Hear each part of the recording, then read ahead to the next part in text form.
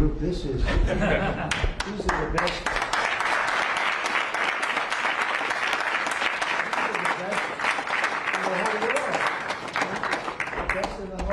IBM, the whole group, huh? What a wonderful culture and what a wonderful group of people. Thank you very much for coming. It's really nice. Thank you. Come on, I'll slide over here someday.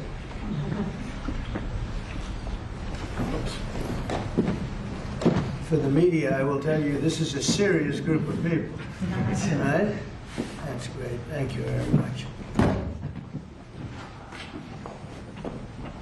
Look at all of the, wow, look at the people, huh? It's seriously the biggest business people anywhere in the world, so I think it's a great tribute. Whatever they're teaching you well, right? Thank you very much. You're welcome to the White House as we celebrate Diwali, because they said there has to be a very heavy emphasis on the V, Diwali, the beautiful Hindu festival of lights, and that's what it is. It's a great festival and it's amazing people. I'm pleased to be joined by the Director of the National Intelligence and a woman that's done a fantastic job, Tulsi Gabbard, wherever you may be, Tulsi. Hi, Tulsi. FBI Director Kash Patel, who's really hitting his stride. Kash, where's Kash? Right here, sir. He's hitting his stride. That's the way we like it. Assistant Attorney General Harmeet Dillon. Harmeet? I'm right here, sir. Hi, Harmeet. And Pastor Paula White. She's been fantastic. She's been with us right from the beginning. We're greatly honored to be joined by the Indian Ambassador to the United States, Vinay Quatru. And it's very nice. To pronounce it perfectly. Ah, that's what. Oh, I wasn't too far off there. And his wonderful wife. And thank you very much. It's a great honor to have you. As well as our new ambassador to India. This is a nice, easy name, Sergio Gore. Sergio, congratulations, Sergio. You're going to do a fantastic job.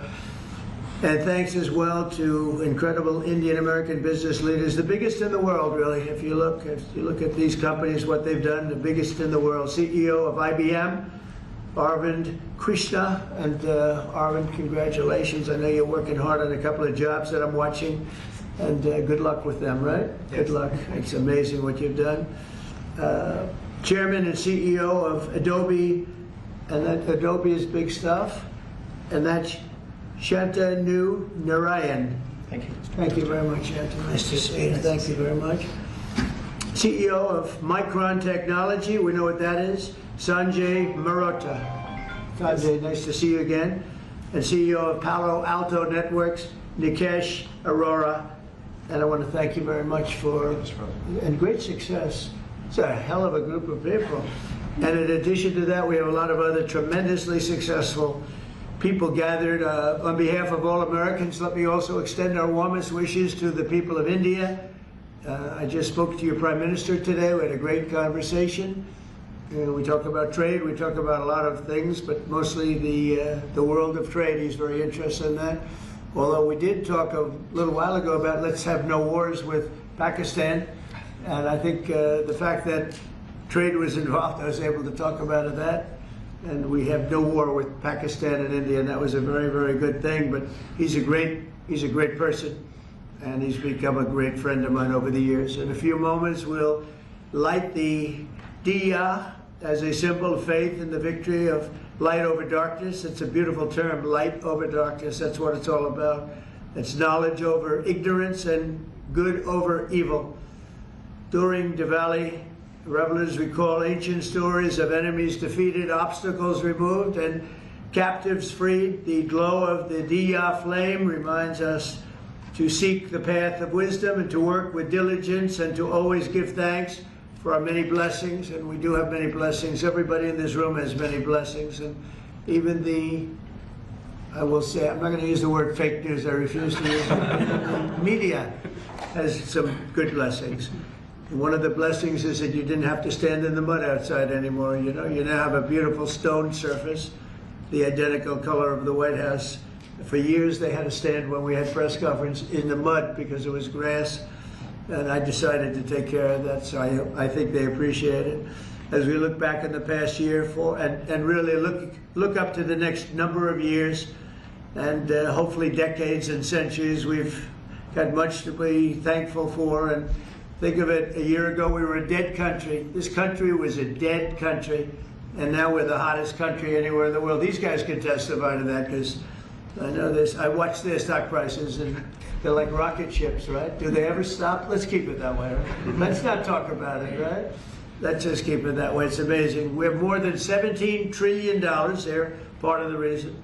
More than $17 trillion of investment pouring into the United States. It's going to be, I believe, over $20 trillion by the time the year's up. And as an example, the last administration, less than $1 trillion in a period of their 4-year period. They had less than $1 trillion. We're going to have 20 trillion. We have over 17 trillion already. That's investment coming in. And I think it's largely for 2 reasons. We had a good election on November 5th, but maybe more importantly, of course, it wouldn't happen if that election result didn't happen. I think much more importantly, we have tariffs that you build in the United States, you don't have a tariff to pay. You build outside and you have to pay a tariff. And we're taking in money at a level that no other country has ever seen. There's never been a country, I don't think, fellas, you agree with that? There's never been a country with an investment in less than a year, actually to be exact, less than 9 months, of $17 trillion, right? And I know you're all participating, aren't you, huh? So that's really good stuff. The economy is roaring, the incomes are rising, and small business confidence is at the highest level in over a decade. So the confidence levels, which means something, they think over the last 10 years, I don't think they go beyond that. We have the highest level of confidence in our economy. Gasoline prices are way down. Grocery prices are way down. Energy prices are way down. Mortgage rates are down. We have a real stiff at the Federal Reserve. I can't help that. But he's going to be leaving soon. And inflation has been defeated. But even though his rates are too high, the economy has been amazing. Our border is secure, totally secure. We had nobody in the last 4 months coming through illegally, which is actually hard to believe because, they give me those numbers, but essentially it would be just about nobody. They actually say zero. That's actually hard to believe, you have zero when you had millions pouring across a year and a half ago, 2 years ago, but we have it down to practically nobody. And they are coming in, but they're coming in legally. And we're forging peace all over the world. We're putting America first. We're getting everybody to sort of get along. And I just got a call from the Middle East. We're doing very well there. We have many, many countries, as you know, signed on to peace in the Middle East, and nobody thought they'd ever see that happening. The Hamas situation, where they're pretty violent people, I would say, that we could put that out in 2 minutes. We're giving them a chance. They agreed that they'd be very good, very straight. They wouldn't be killing people, and they have killed people. That wasn't the deal we made, but if they don't honor the deal, they'll be taken care of very quickly, but I'd rather not have to do that. But we have total peace in the Middle East. We have levels of friendship with everybody, and every countries that hated each other now love each other. Nobody ever saw anything like it. I think you guys are pretty surprised over here, right? You're surprised, but a lot of people are surprised. Are you guys surprised? Peace in the Middle East. You've been hearing about it for as long as you've been alive, and it's been a lot longer than that. You're still pretty young, but we have peace in the Middle East, and so as we light the Diya, we look forward to a new year and a greater peace and a greater everything for all of us, and we want tremendous success, tremendous health. We're doing a lot of things in the world of health, and the autism situation is just crazy when you think of it. And you go back 20 years, it was 1 in 20,000, and now it's 1 in 12. Is that hard to believe? When I hear that number, it's not even believable. And we think we're onto it. Bobby is doing a great job, and Dr. Oz, all of them, they're really working hard. Nobody's ever seen anything like that. And it's been a very important factor for me. I just say you got to focus on that. We think we have a lot of the answers. We've announced a lot of the answers, actually, but we're looking at many things. We've made tremendous progress, and maybe the thing we've done the best on is prices for our drugs. We have favored nations now, where other nations, as you know, we're paying a fraction, a small fraction of what we were paying. And this was, for many, many years, this was happening. This was set up 30 years ago where we were paying 10 times more, 12 times more, 5 times more, always tremendous numbers more. And I said, we're not doing that anymore. And the drug companies have agreed and the countries have agreed. Now, if I didn't have tariffs, I wouldn't have been able to get it. I said, well, if you don't agree, we're going to charge you tariffs for more than the equivalent amount. And amazingly, everybody agreed. So our drug prices are going to be coming down 100%, 200%, 300, 400, 500% in some cases. A bill that cost $10 in London would cost $120 in, think of it, $120 in New York or any place in this country. A drug that cost $86 in Berlin cost $1,300 in New York and throughout the United States. So we're not doing that anymore. So we're just not doing it anymore. So I just want to, and I think that's going to be huge for our anything, Medicaid, Medicare, Social Security, anything having to do with health, because the drug prices are going to be coming down. And I tell the story of my last administration, my 4th year. I was so honored because I brought drug prices down. The first time in 28 years, prices were brought down by a certain amount. I'll tell you what the amount was in a second, but by a certain amount. And so at the beginning of the year to the end of the year, I actually brought them down. First time in 28 years that happened. And the number was 1/8 of 1%. That's all I said. But I was proud because first time it ever happened. And now I'm bringing prices down 600%, 700%, 900%, 200%. So I can't believe I actually had a news conference to celebrate 1/8 and 1/4 of 1%. But that was, you know, you learn, right? You learn. So we're doing, and you guys know more about favored nations than anybody. So we're going favored nations, we're demanding it, and we've got it. And as you know, we had Pfizer, we had the big companies, they were all agreed or close to agreeing, but the countries have agreed to. Actually, the countries would be generally more difficult. If we didn't have the power of tariffs, they wouldn't have agreed. They would have said, nope, you got to pay 10 times more than we're paying. We were paying 10 and 12 times more than other countries for the exact same pill made in the exact same lab or factory. So it's an amazing thing. I think it's an absolute game changer. Nobody's ever even heard of a thing like that. And you'll see the results over the next year, year and a half, and I think it's great. So I'd like to ask a person who's really been fantastic. We'll ask a few of the people to say a few words. You're on international television, so don't get nervous. Kash, would you say a few words, please? You've done a fantastic job. Well, thank you, Mr. President. It's an honor to be a first-generation Indian American whose parents lawfully immigrated to this country.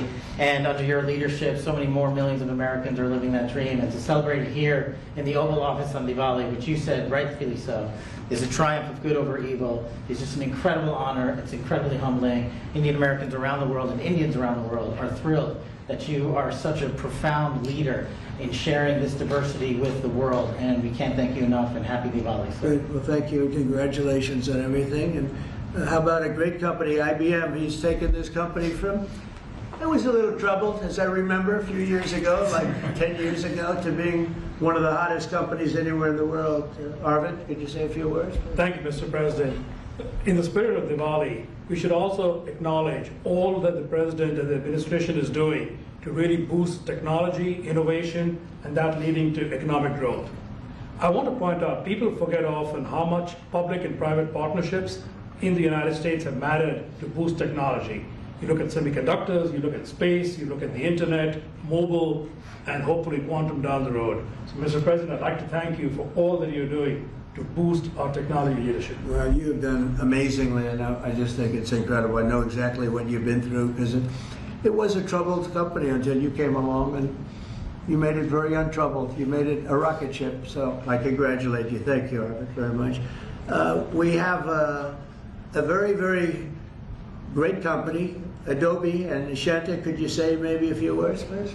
Sure. Thank you, Mr. President. And first, it's such an honor, to be here in the Oval Office and to celebrate Diwali, which for all of us growing up, as you pointed out, was, the victory over triumph over evil, light over darkness.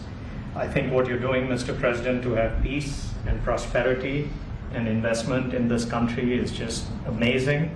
And as a company, I think hopefully everybody here is using Photoshop in order to, take all these pictures. But I would really like to thank you for your leadership, and we will continue to invest in the U.S. to make sure that we continue to drive innovation. And your investment's been very large. So how much have you invested, and do you plan to invest in the U.S.? As far as our investment is concerned, it's all intellectual property, it's people, so we make everything here, so that's the software. That's good. And so we're a $20 billion revenue company now. We're one of the largest software companies in the world, and headquarters is Silicon Valley. So thank you, Mr. President. Fantastic job. How much are you investing, IBM? $150 billion over the next 5 years. 150 billion, that's good. Micron's doing pretty good. How's Micron doing? Okay, pretty good. Mr. President, really a great honor to be here today celebrating Diwali with these excellent peers of ours from the tech industry. And Diwali stands for light, hope, renewal. And the United States is light to the rest of the world. And particularly on the renewal piece, I just want to really applaud you and your team in terms of bringing Renaissance's semiconductor manufacturing here to the U.S. So Micron is investing $200 billion, $200 billion in leading-edge memory manufacturing, and in the course of next few years, we'll have 40% of our manufacturing here in the U.S. And this will add, over the course of years, 90,000 jobs and $1.5 trillion impact to the economy. So we are very thankful to the support that we get from your team and, Mr. President, from you in terms of bringing memory here to the U.S. And memory is key with AI today, right? Yeah. You always talk about memory. I have a good memory. But those machines have a better memory, right? No matter what you do. Absolutely. That's fantastic, really fantastic. The Kash Palo Alto is a hot one. And tell me about that. Go ahead, please. Mr. President, thank you for having me here, and it's a pleasure and honor to be able to celebrate Diwali with you. As my colleagues have said, this is a triumph of good over evil and prosperity, and what you've done in the last 9 months in terms of making the United States one of the most business-friendly administrations, and you're allowing us all an opportunity to invest not just in technology but in our people. It's just amazing. We are now the largest cybersecurity company in the world, and we just recently recently spent $25 billion in sourcing technology. So all cyber security is made in the United States, because we believe that the next bastion in the world is going to be a cyber war, and we just want to make sure we are prepared as a country, and we make sure all of our companies and our critical infrastructure. Fantastic job. It's amazing what you've done. And all of these people, to me, they mean two things: big investment, but the big investment I like because of jobs. It's a tremendous number of jobs that they've produced. Would you say a couple of things about your great company, please? Thank you, Mr. President. I'm with Stone Point Capital, private equity, which I'm sure you know, and we just raised a new $11.5 billion fund, and we obviously invest very heavily in financial services technology, and so it's actually an honor to be here in the Oval Office with you, and as a fellow Wingfoot member too, I've always it's always a pleasure to be with you, and I got to tell you, you're the best president that I've ever seen, and we're so proud of you. Thank you. I'm glad I asked him to say that. Would you like to say something about the great job you're doing? Right here? Anybody back here? These are all incredible people that everybody looks, in the business world, everybody looks up to them. Please, go ahead. Would you like to say something? Thank you for your leadership. Thank you for your leadership. I love this. I did ask him. I'm running a tech business for 21 years. We build products on AI and machine learning. Thank you, Mr. President. And it's going great, right? Yes. Good. How about over here? We have some very unshy people. Harmeet, how about saying a few words? Well, thank you, Mr. President. It's a tremendous honor to have supported you 3 times and been part of your administration. And on this day of Diwali, I say on behalf of the United States Department of Justice that the message of the triumph of good over evil and knowledge over ignorance and justice over injustice is something that your administration is personifying, and it's a tremendous honor to be part of it, and thank you very much for including us here today. Good, and you're at the DOJ and doing a fantastic job. Thank you, sir. That's great. She's doing a good job, Kash, right? She's doing outstanding. And Tulsi, we know, is doing a good job. What do you think, Tulsi? Yes, sir. Thank you very much. You are doing today what you have done throughout your time in service, is bringing people together from all across the country and all different backgrounds. And this day is, of course, very special to so many of us, because while it is the celebration of hope and light and renewal,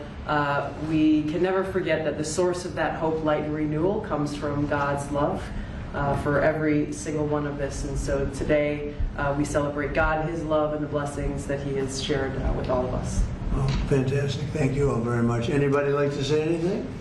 Or would you like to say something, please? Mr. President, let me start, first of all, by expressing a deep sense of gratitude for opening up White House, Oval Office, your home, to mark Diwali. It's a festival of lights which is celebrated by over 1/5 of humanity. And as Kash said, you are showcasing the strength of diversity through this celebration. So it's truly a great honor, and thank you very much for that. May I also, on behalf of my Prime Minister and my own behalf, wish you and your loved one a very, very happy Diwali greetings, particularly to over 5 million strong Indian diaspora in the US. Right. And may I close by making a wish, which is normally we do for Diwali.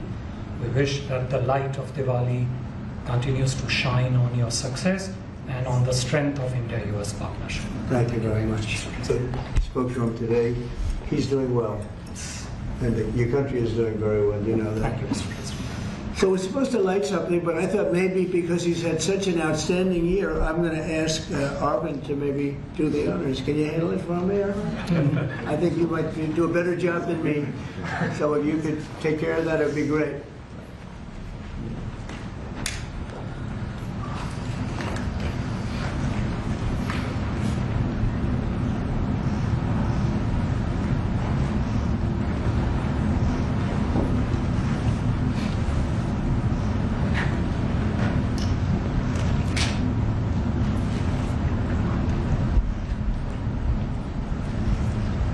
He's done a good job. I didn't know you were supposed to do that. I'm glad I asked him.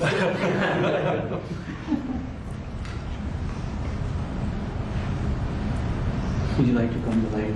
Yeah, if you want.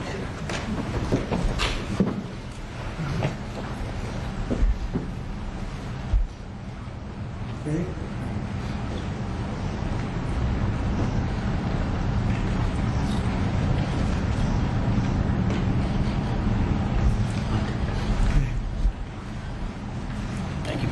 Thank you all. Thank you.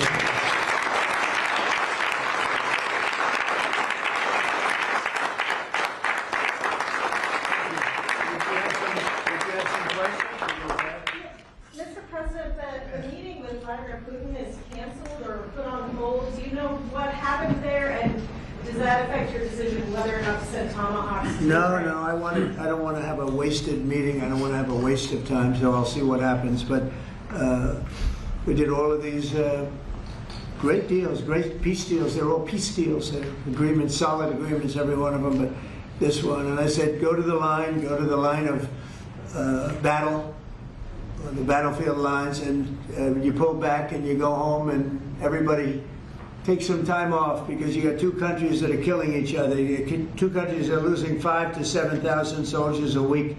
So we'll see what happens. We haven't made a determination. Mr. President, I'm asking the Justice Department to look into the federal investigations into you and look for compensation, and how much are you asking for? Who's asking for what? Are you asking the Justice Department to pay you compensation for your federal investigations into you? Are you asking them to pay compensation, and how much? Into me? I don't get any compensation. I do it for nothing. I gave up my salary. Into me? No, it's going to be the Justice Department. Are you asking them to pay you compensation for the federal investigations that happened to you? And how much are you asking well, for? I guess they probably owe me a lot of money for that. Probably, yeah, that's true. That's very interesting. No, I get no salary. I gave up my salary. It's a good salary. Not as much as these guys make, but that's okay. It's a lot of money. And I don't, as you know, I didn't take it in the first 4 years. I'm not taking it in these 4 years either. But as far as all of the litigation and everything that's been involved, yeah, they probably owe me a lot of money.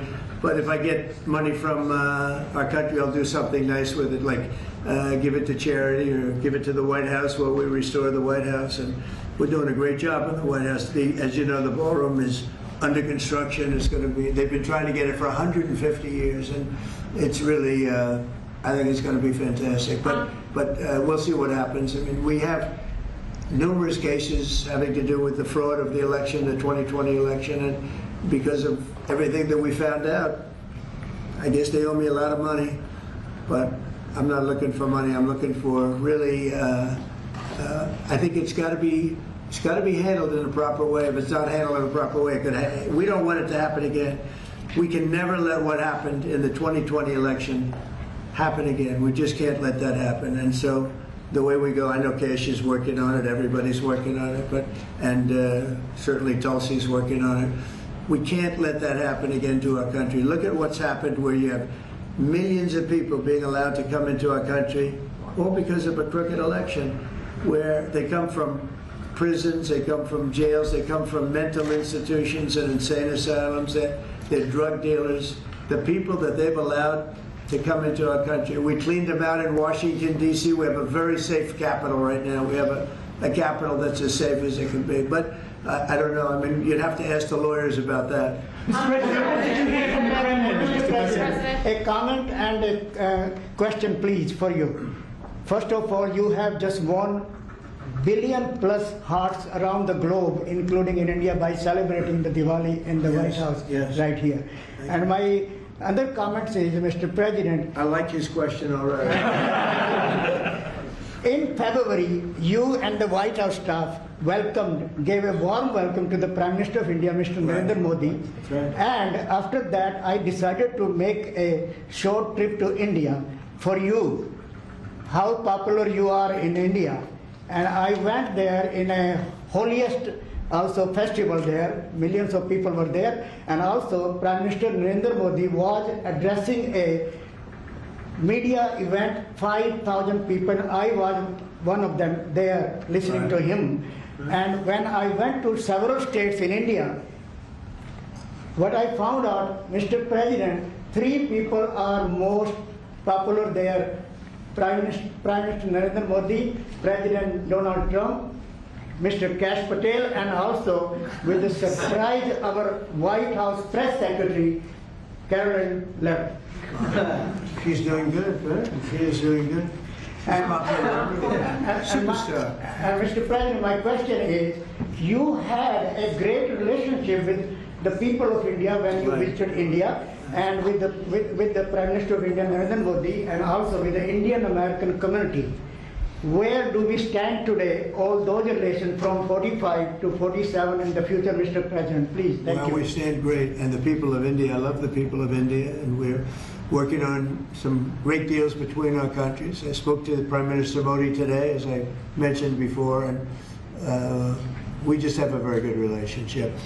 And he's not going to buy much oil from Russia. He wants to see that war end as much as I do. He wants to see the war end with Russia, Ukraine.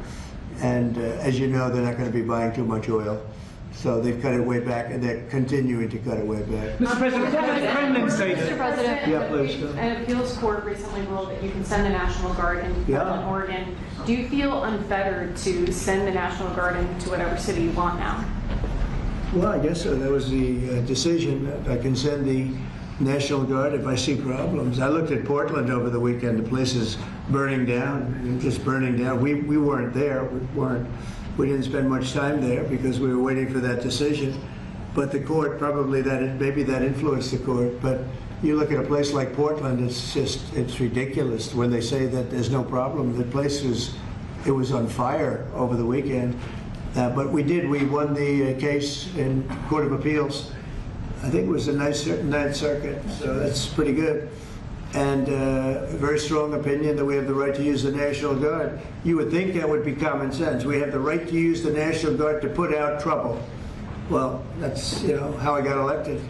one of the reasons I got elected. Yes. Mr. President, what changed your mind after talking to Vladimir Putin between then and now? Why did you think that a Budapest summit might be wasted time? Well, I didn't say anything. I didn't say it would, and you never know what's going to happen. But a lot of things are happening on that front, on the war front with Ukraine and Russia.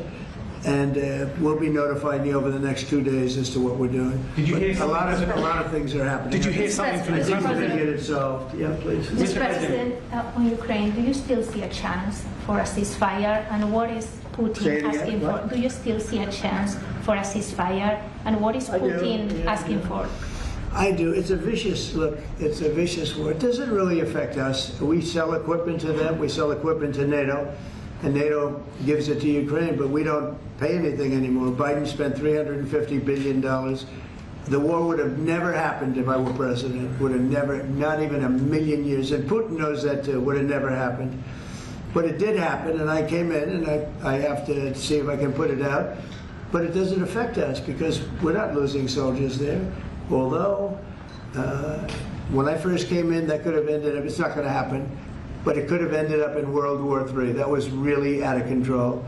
So now it's they're shooting and they're killing people, and I think Putin wants it to end, and I think Zelensky wants it to end, and I think it's going to end. What is Senator Schumer said he reached out to you about meeting on the government shutdown. Will you meet with him before you leave for Asia on Friday? Well, I will actually. I'd love to meet with them. I just want them to open up the country first. The country is so hot right now. And they've never voted against, continuation. They've never voted against. They've never done that. They're doing this because they have Trump derangement syndrome. But I would love to meet. I would like to meet with both of them. But I set one little caveat. I will only meet if they let the country open. They have to let the country open. The people want to go back to work. They want to be served. They need the services of some people, and a lot of people need the money, the payroll. So I'll do it as soon as they open up the country. I'd like to meet. So you won't meet with them until the government. Just to be clear, you won't meet with them until the government's open. The government has to be open, yeah.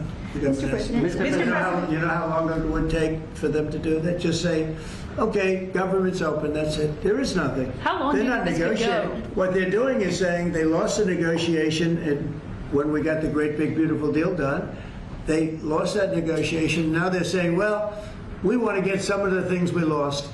But the problem is the things they lost are very bad for our country.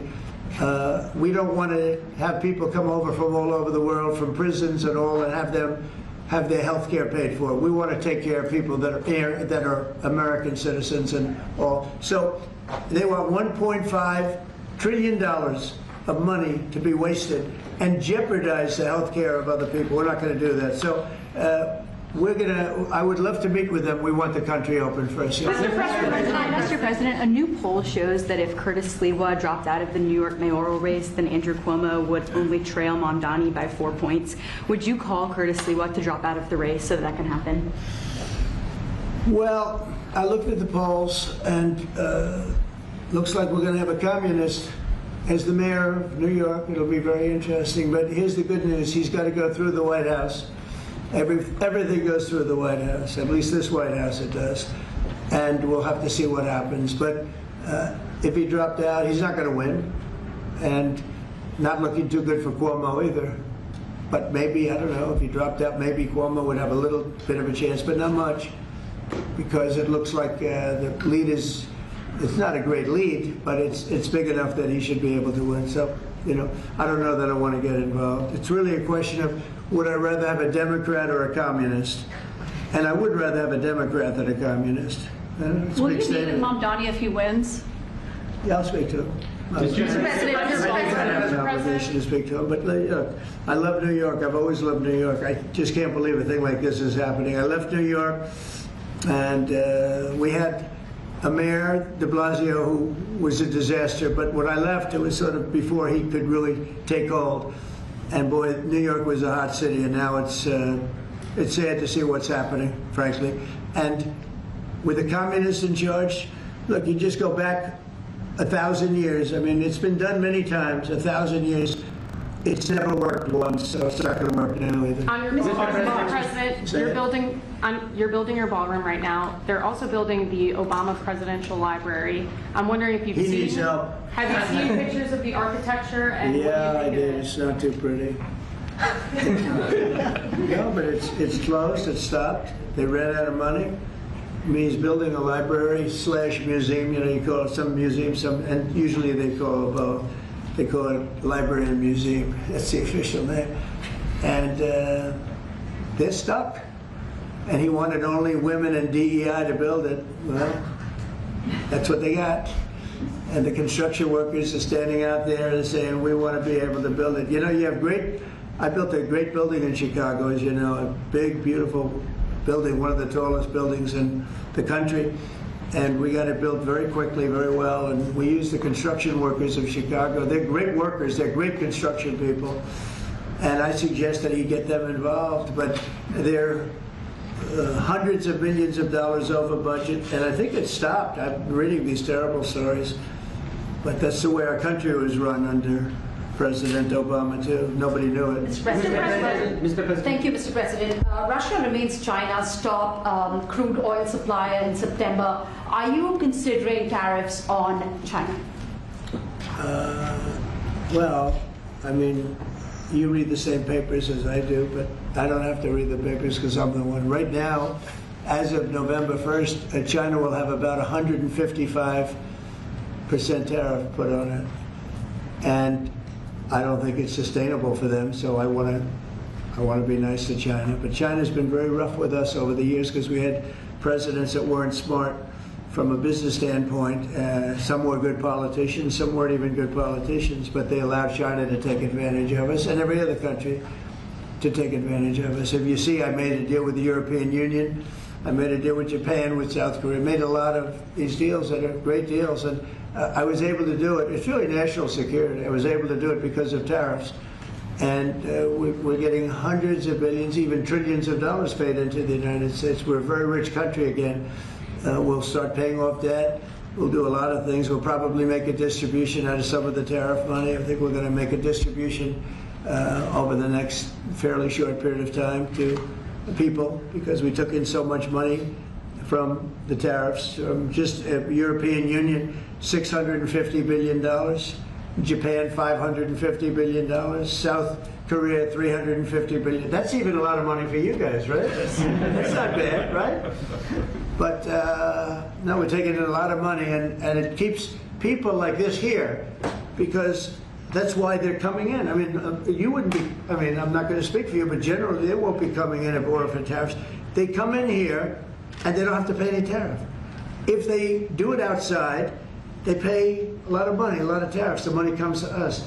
And in order not to pay the tariff, they come and they build here. That's why we have more plants under construction than we've ever had in the history of our country. And you wouldn't think it's complicated, but you would have thought somebody would have done this a long time ago, sitting in this beautiful seat behind what's called the Resolute desk. You know that, right?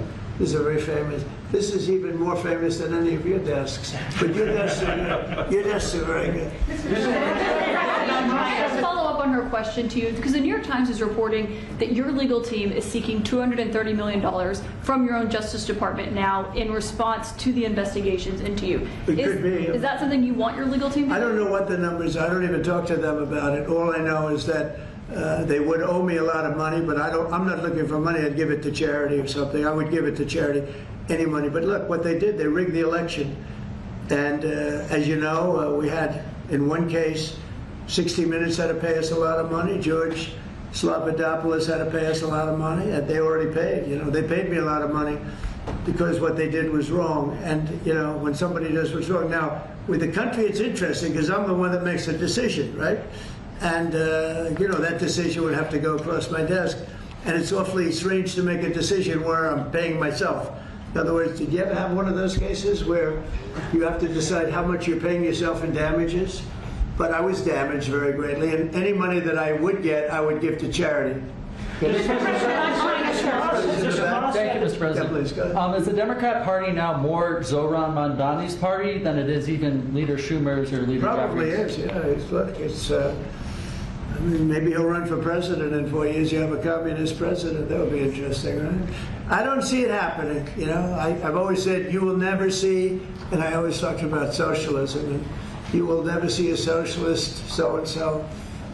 And I was right. I'd say it in speeches, we will not have socialism in our country. And I was right. Communism, yes, but socialism. In other words, they skipped socialism and they went down to communism. No, he's a communist, and he's going to be maybe the mayor of New York. I don't know, maybe, you know, polls are wrong, but these polls seem to be pretty consistent. But he would be, I would say he would be the leader of the party. It's not Schumer. Schumer's shot. He's shot. This poor guy, I feel sorry for him. I've known him for a long time, but he's I think he's mentally gone. He's been beat up by young, radical lunatics. And I think Chuck Schumer is, he's gonzo. I really do. I think he's probably not going to run. It shows that he's losing in every poll. Now, this is hard. You know, he wants to meet with me. It's sort of hard to meet with a guy after I make a statement like that, but I'm just giving the facts. I think Chuck is probably finished. I know some people, Democrats, that would be good. Some good politicians and some, you know, reasonable people.